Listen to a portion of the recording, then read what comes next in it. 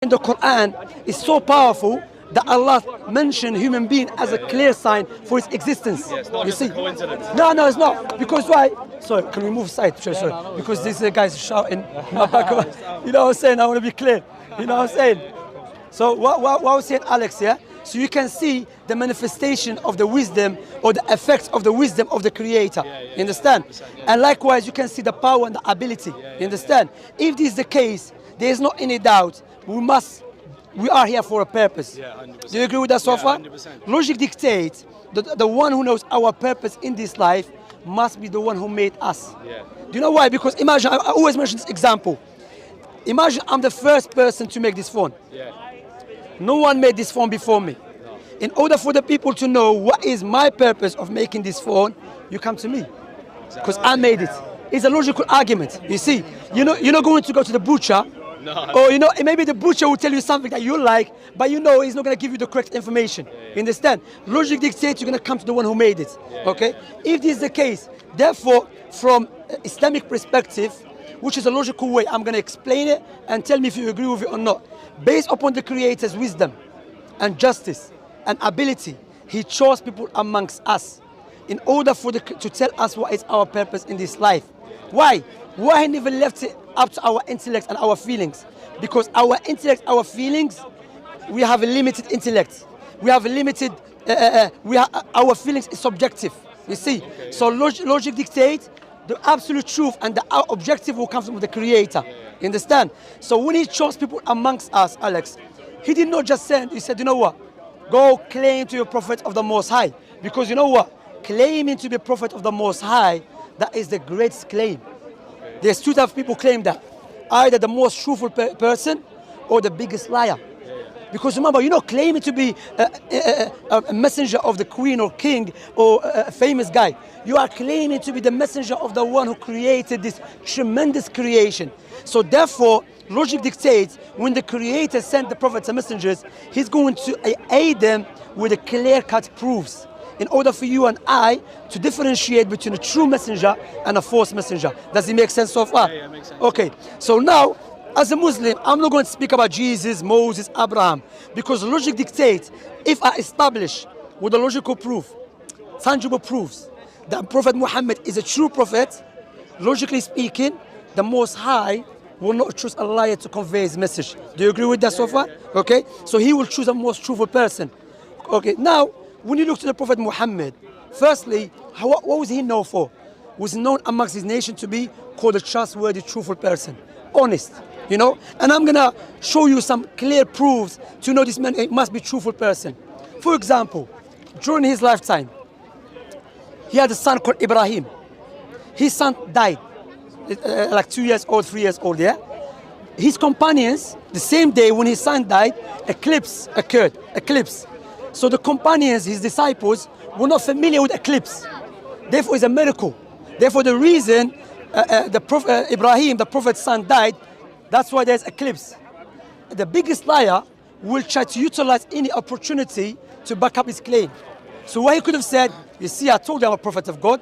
Look what happened, eclipse. But what he said, no, what has occurred, it has nothing to do with my son's death and no one's life. This is from the signs of the Most High. When you see it, rush to the prayer. What he did, he's an honest person. He didn't connect them to himself. He connected them to their Creator. Yeah. When you see that is a sign from your Creator, that is not the attribute, characteristics of a liar. Because a liar will look for any opportunity to justify his lies. Okay. Do you agree with that? Yeah. Okay. Another one, for example, another one. When his wife, she was accused to be an adulterer, what he could have done, he could have just made up a story. Who could have said, you know what, my wife, she's not adulterer. God told me.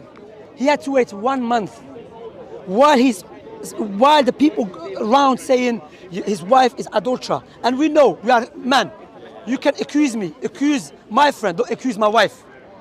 The most dear one for me after my mother, don't accuse her to be an adulterer. What he could have done, but he didn't do that. He waited 1 month. Why? Because he knows he cannot make up something on behalf of God, the Most High. Understand? So that is clearly shows man who was honest and truthful. Likewise, let us see if he was honest, more proofs.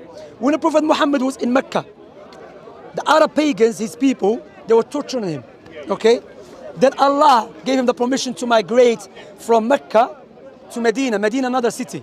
It was back then, like take you a month by traveling on horses, yeah?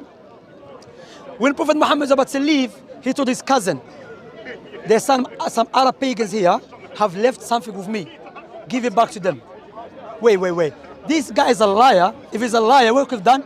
These people already were about to kill me. Let me take their stuff. No, he said no. He said, give it back to them. He said, his cousin Ali. He said, Ali, stay behind. I'm going to migrate. You follow me after. Give their items back. That shows clear cut this man is trustworthy, honest person. That's not the characteristic of a liar. Another one, prophecies. He's the prophecies. I mean, Prophet Muhammad has overwhelming prophecies. For example, let me ask you before we start about the prophecies. Who knows the future in details? I don't know, but you tell me. I'm not.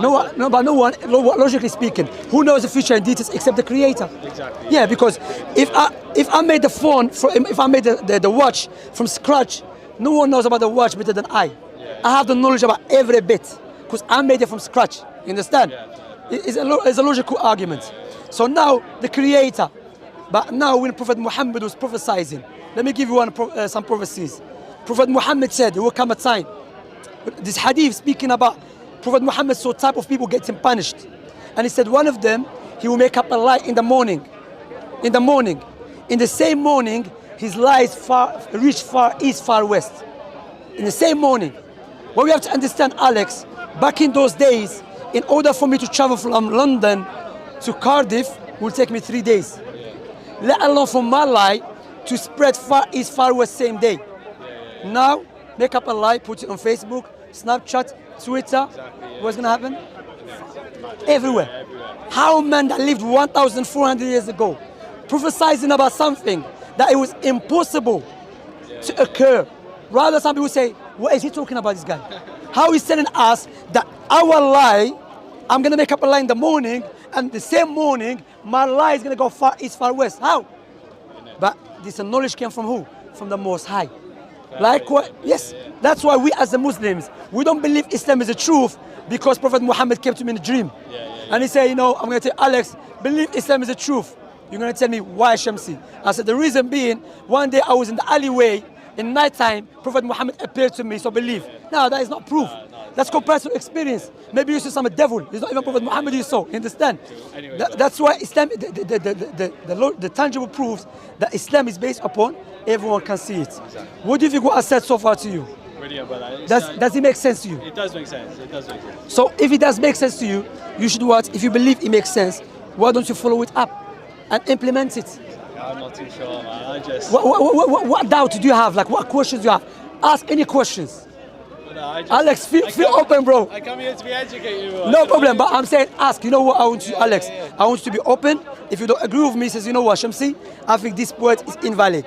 That point, because why? I want you to be honest. I'm not here to, like, you know, just, you know what I'm saying? No, I want to make sure that you agree with me, makes sense. That's why I always, when I give da'wah, when I preach and I speak to people, I say, if I make sense, let us move on. Because let me make it clear to you. I always mention this example. If I give you £2 million as a gift, I say, Alex, I'm a billionaire, you know? I like the way we're speaking, I respect you. I'm a billionaire or trillionaire. Take this £2 million as a gift. What would you say to me at least? What would you say? I say, thank you very much, but if you, what would you say if you take it at least?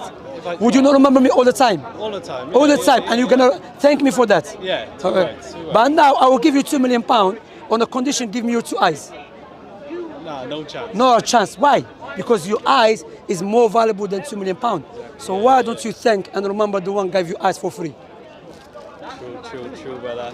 But yeah, you know what I'm saying? Look, you see, that's what Allah said. Allah in the Quran, He said, if you try to count Allah's blessings on you, you will never be able to do so. You understand? That's what. Anyway, brother, please think about it. Let me give you a leaflet to read. No worries, brother. You know, Alex. And hopefully I'll come to Cardiff, see you soon. Yeah, too right. Come because, see us. Bro, come see us. I love it there. Yeah, it's class, isn't it? Bro, even the people there, very respectful. Yeah, lovely. Yeah, very respectful. I was with my wife. My wife was wearing the niqab, you know, the burqa. And you know what?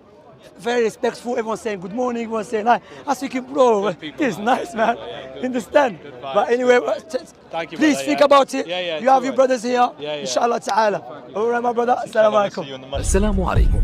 لا تنسوا الاعجاب بالفيديو والاشتراك في القناة تشجيعا لنا لنستمر بنشر المزيد إن شاء الله.